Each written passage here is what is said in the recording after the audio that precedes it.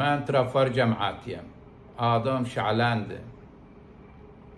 Racaladım Musul'a. Kellemde varam çıktı. Doktor dedi, seni ameliyle sağ şelal ol, bir eli bir kıçıy. Necaht vermediler mi? Bu kardeşim Mukim Muhammed'le rəsləşdim. Beni getirdi, matardan kaldırdı, müsteşfi yapardı. Elhamdülillah 10 gündür elibəm, kellemi ameliyem çok cerihimdi, nadifti. Elhamdülillah nadif çıktı, bir şey kalmadı. O sıhhatımdı çok paktı elhamdülillah. O Mukim Muhammed çok sabrı var. Çok sabrıdı, Allah'ı tanıyandı.